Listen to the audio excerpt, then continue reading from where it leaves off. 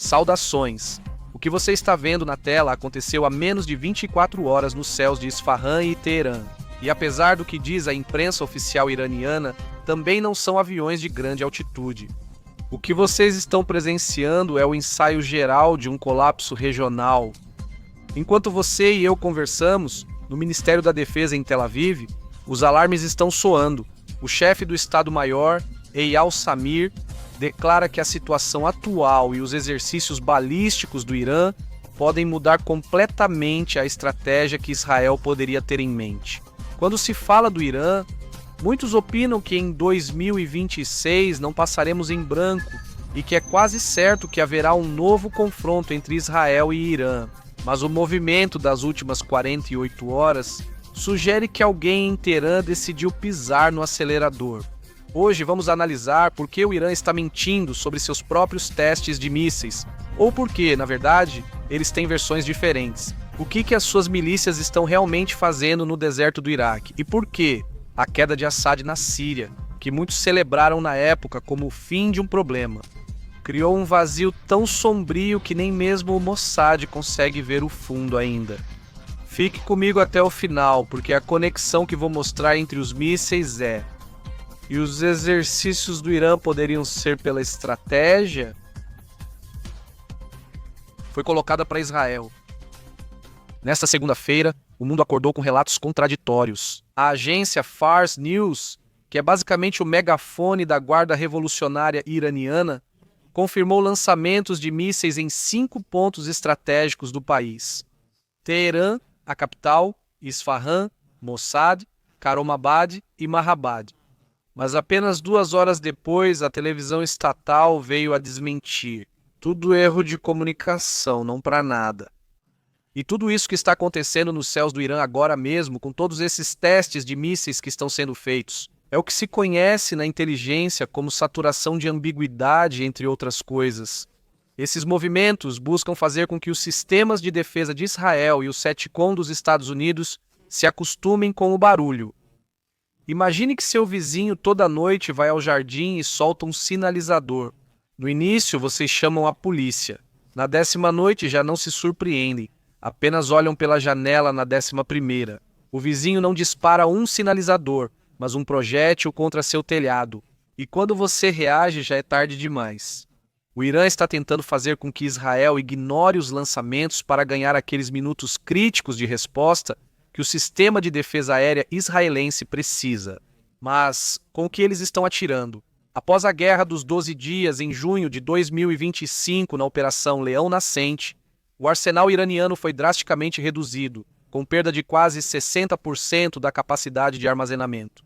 No vídeo anterior, compartilhei com vocês a análise que vários especialistas faziam sobre os mísseis atuais do Irã em meios de comunicação ocidentais. Eles estimaram em 3.000 mísseis mensais que estariam produzindo, mas esses números são desproporcionais. De forma realista, eles estão produzindo cerca de 300 mísseis por mês, uma produção que aceleraram ao máximo.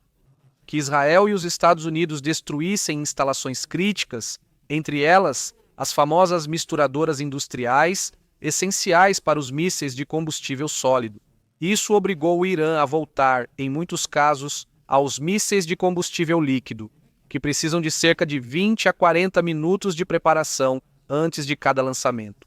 Isso os deixa muito vulneráveis a ataques, tanto de defesa quanto preventivos da Força Aérea Israelense. No entanto, relatórios de inteligência que foram compartilhados hoje aqui em Israel confirmam que a China está enviando toneladas de perclorato de sódio para Teherã. Para que serve isso? É o combustível sólido para os mísseis balísticos, o que os coloca novamente dentro da perigosa construção dos mísseis mais sofisticados que o Irã possui.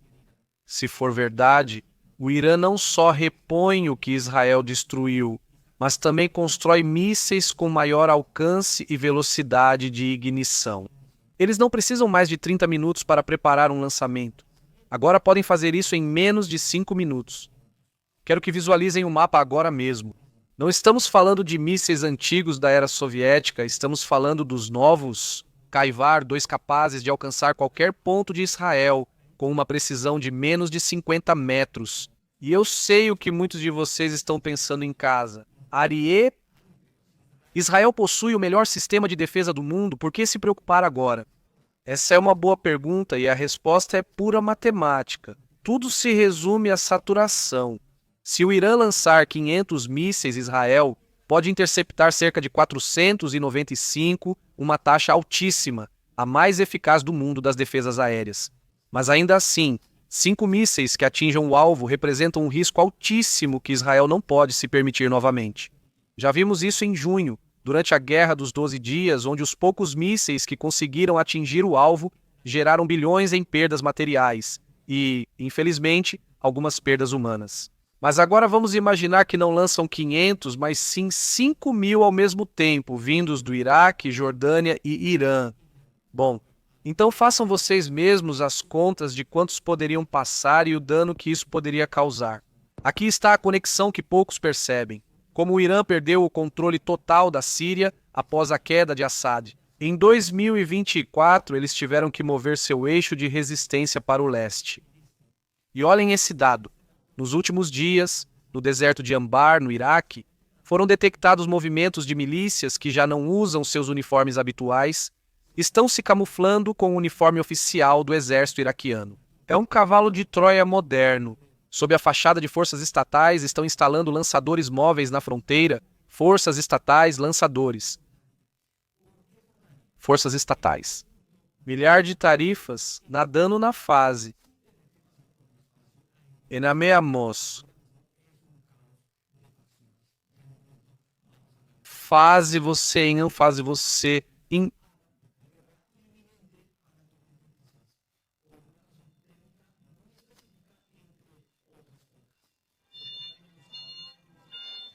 O Irã já assinou o cheque de 6 bilhões de euros com Putin, mas os aviões só chegarão por volta de meados de 2027 e em massa, apenas em 2028.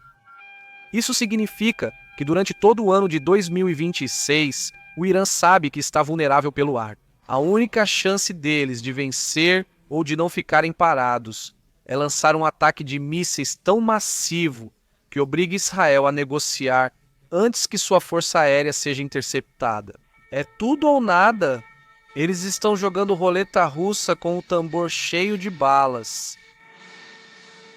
E enquanto os mísseis cruzam o céu iraniano aqui em Israel, o movimento tem sido em terra e muito silencioso. Hoje, os hospitais do norte do país, desde o Ramban, em Haifa, até o SIF em Sfat, suspenderam cirurgias não urgentes e atividades não essenciais. Claro, para quê?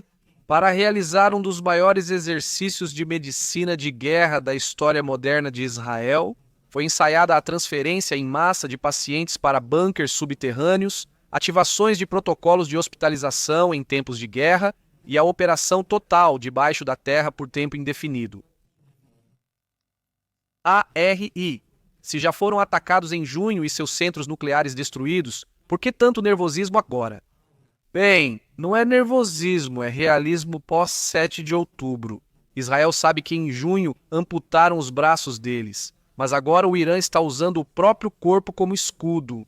E eles moveram o centro de comando para bunkers que nem mesmo a inteligência mais avançada consegue mapear completamente. Se eles dispararem 3.000, 4.000, 5.000 mísseis ao mesmo tempo, aquele que mencionamos antes, que é o menos preparado, estaria mais vulnerável.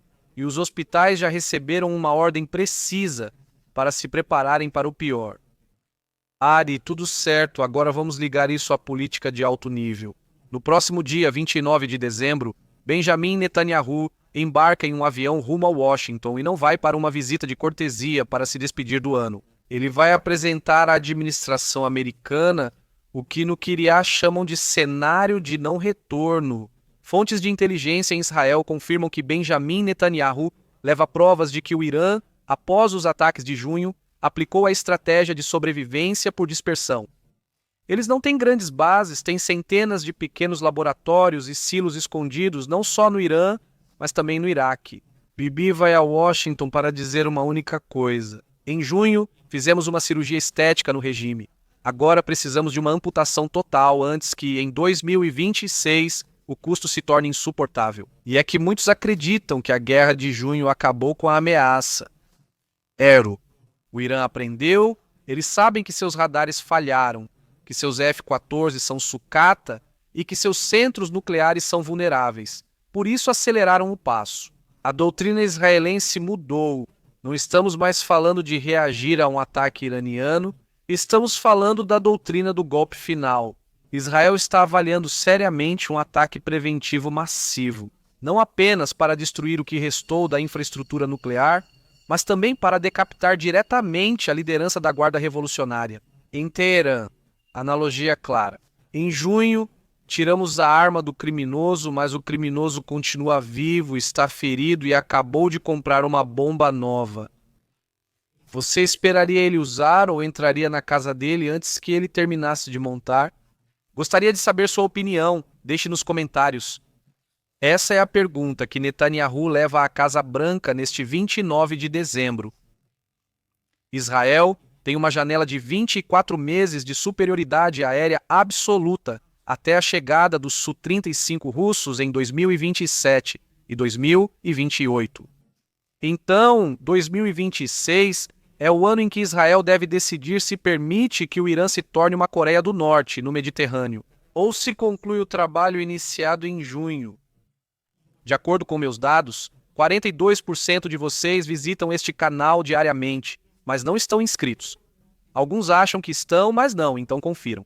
Inscrever-se é de graça e garanto que dói menos do que ler as notícias da Cable News Network ou da British Broadcasting Corporation. Mas atenção, só se inscrever às vezes não basta para vencer o algoritmo da plataforma e garantir que vocês recebam as notificações. Quando eu postar uma nova análise, você precisa ativar o sininho, assim não precisa sair me procurando. Eu bato na sua porta toda vez que algo importante acontecer aqui em Israel. Bem, agora vamos para a Síria. Ontem à noite, o céu de Alepo se iluminou com fogo de artilharia e atenção, porque o exército turco começou um bombardeio massivo contra posições curdas perto de Alepo. A situação se degradou em questão de horas. Mas não é só a Turquia que aproveita a confusão para tentar pegar o máximo que puder. Da fronteira norte da Síria, que tem sido disputada por anos no coração de Alepo, nos bairros de Sheikh Maksud e Ashrafie, a paz foi quebrada. Há relatos de tanques e armamento pesado sendo usados pelas facções leais a Damasco, o novo governo de Ahmed al-Sharaa, atirando diretamente contra áreas residenciais. O exército enviou reforços de Idlib. E olhem esse detalhe. As forças democráticas sírias, conhecidas como Forças Democráticas Sírias, lideradas pelos curdos, negam ter disparado um único tiro e acusam Damasco, ou seja, o governo de fato, de criar uma crise artificial para romper o acordo de 1º de abril. Por que agora? Porque em Rio Turbulento, como eu disse, todos querem pescar. O controle total da fronteira norte está sendo disputado entre os curdos, pelo próprio governo e também pela Turquia. E é aqui que a coisa fica realmente sombria. Vazaram imagens do próprio presidente sírio, Ahmed al-Sharaa, o terrorista que antes conhecíamos como Al-Hulani. Supervisionando pessoalmente os preparativos dos drones, Falcon se prepara para a chamada Operação Dissuasão. A pergunta é, dissuasão contra quem? Recentemente, 2 soldados americanos e um intérprete morreram em uma emboscada perto de Palmira. No início, disseram que foi o Estado Islâmico do Iraque e da Síria, mas os últimos relatórios destes últimos 2 dias, os relatórios de inteligência aqui em Israel, sugerem algo mais obscuro. Fala-se de forças afiliadas ao governo sírio atual que podem estar por trás desse acontecimento. Consequências imediatas. Novos reforços da coalizão internacional aterrissaram no leste da Síria. Os Estados Unidos já não sabem se o governo de al-Sharaa é um aliado contra o Estado Islâmico do Iraque e da Síria ou um inimigo que usa gravata para esconder o fuzil. Mas eu vi nas notícias que al-Sharaa se reuniu com os líderes mundiais, até com o próprio Trump, e que já não é mais um terrorista. Bem, se al-Hulani está jogando, é exatamente isso que ele quer que o mundo pense, porque os fatos mostram justamente o contrário. É o roteiro perfeito do engano. Por um lado, ele assina acordos de integração com os curdos em 1º de abril, e por outro, permite que suas facções bombardeiem hospitais em Alepo e façam vista grossa quando matam americanos na Síria. É literalmente uma taquia. Para quem não sabe o que é isso, taquia é o nome que os islamistas dão ao conceito que permite aos muçulmanos ocultar suas crenças ou até fingir apostasia em situações de perseguição extrema ou perigo de morte. Agora, eu sei que muitos de vocês assistem às notícias na mídia sobre o que acontece aqui na região, especialmente o que está acontecendo agora na Síria, e acabam se perdendo por não entender quem é quem. Permita-me explicar isso rapidamente agora, porque a situação realmente está ficando muito grave e com certeza teremos muitas notícias a respeito. Vamos começar primeiro com o famoso Hayat Tahrir al-Sham, Hayat Tahrir al-Sham. Eles são os vencedores oficiais. O novo governo sírio controla Damasco e Alepo. Seu líder, que agora se chama Ahmed al-Sharaa, antes al-Hulani, trocou o uniforme militar de terrorista por ternos de seda. Querem que o mundo acredite que são políticos modernos? A analogia é: isso é como se um lobo colocasse uma gravata e dissesse que agora é vegetariano. Eles continuam sendo islamistas radicais e, embora hoje lutem contra o Irã para ficar com o território, amanhã podem ser a maior dor de cabeça de Israel. A insurgência drusa no sul. É aqui que Israel teve que intervir. Na região de Suaita, os drusos não aceitam os novos donos de Damasco. São guerreiros orgulhosos e formaram uma zona autônoma. Israel já realizou incursões seletivas em novembro para proteger essa comunidade e evitar que as milícias pró-Irã usem seu território para se rearmar. Literalmente, os drusos são quem ocupam grande parte dos territórios na fronteira entre Síria e Israel. Por isso, obviamente, Israel valoriza e se preocupa em protegê-los, já que eles são fiéis ao Estado judeu. Terceiro, o retorno do Estado Islâmico do Iraque e da Síria. Isso mesmo, você ouviu, eles voltaram? O exército sírio se desintegrou, o Estado Islâmico do Iraque e da Síria retomou o controle de áreas no deserto central. Eles já não são mais um califado com bandeira, agora são uma guerrilha invisível que ataca e desaparece, e que, nos últimos dias, tem sido muito comentados nas redes sociais por causa de seus terríveis ataques contra a população, especialmente a cristã da Síria, que prefiro não comentar aqui. O que eles estão fazendo? Mas você pode imaginar, eles são a facção mais radical e sanguinária de todo o terrorismo islâmico. Agora, eu sei que muitos vão dizer, Arié, mas se o Hayat Tahrir al-Sham, o governo sírio, tirou os iranianos da Síria, não seria então para serem aliados de Israel? Muitos nas redes sociais pensam assim e dizem dessa forma, e eu respondo, o inimigo do meu inimigo nem sempre é meu amigo.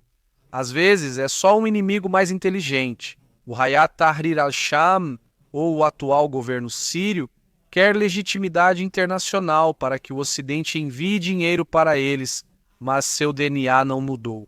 Israel os conhece da ponta do dedão do pé até o último fio de cabelo. Eles só estão esperando que Israel e Irã se desgastem para dar o seu próprio golpe.